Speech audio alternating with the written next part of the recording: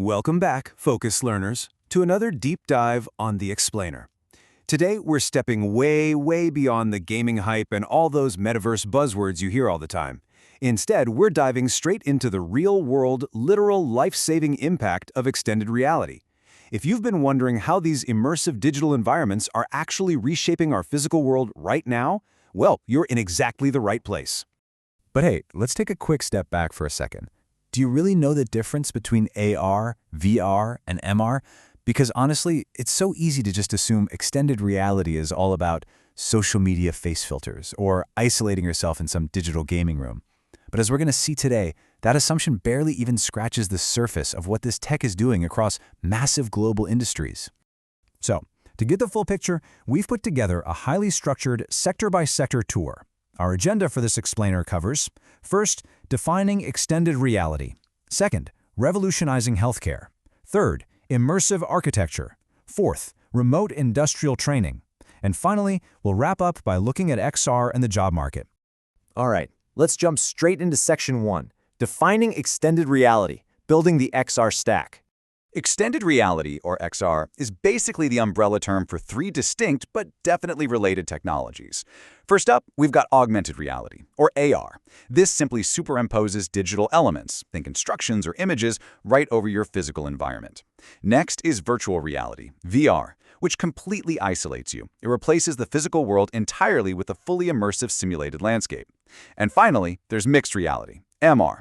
This one bridges the two, using your actual physical environment as an input for dynamic, real-time interactions with digital elements. And what's truly mind-blowing here is the sheer scale of adoption. I mean, look at this. We're looking at a massive leap in the combined AR, VR, and MR market size, rocketing up to a projected $296.9 billion by 2024. That is hard, quantitative proof that XR is absolutely no longer just a fringe novelty. Fueled by its convergence with AI and the Internet of Things, it is a major economic driver right now. Moving right along to Section 2, revolutionizing modern healthcare, saving lives with pixels. So imagine being a medical student today. You're visualizing human anatomy with incredible 3D tracking, studying muscles, organs, and skeletal structures in dynamic full 3D motion. That completely changes the game. It allows for highly advanced surgical planning and lets expert surgeons upskill in a perfectly safe, yet amazingly realistic simulated environment. But get this, XR isn't just for the operating room. It's actually being utilized for some incredibly surprising therapeutic interventions. Virtual reality is serving as this profound psychological tool.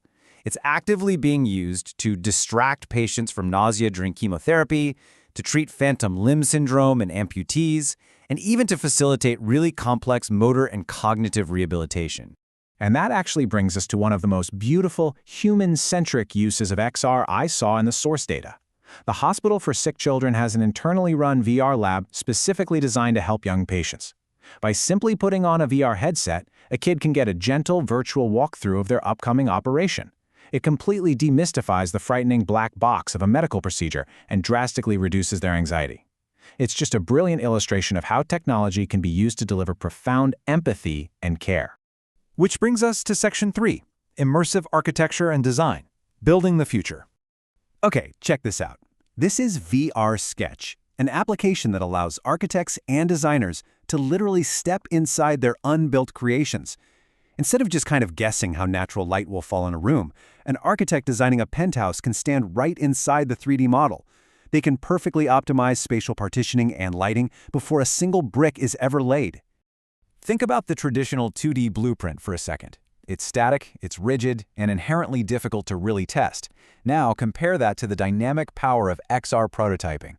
Using XR, structural engineers can run totally risk-free simulations to test a building's resilience against natural disasters. We're talking earthquakes, floods, wild winds. It allows for absolutely crucial safety testing without wasting incredibly expensive physical materials. It's a total game changer. Let's pivot over to Section 4, remote industrial training, smart logistics. When we look at the top XR applications in the manufacturing sector, a staggering 75% of XR use is dedicated to offering real-time remote assistance, instructions, and feedback.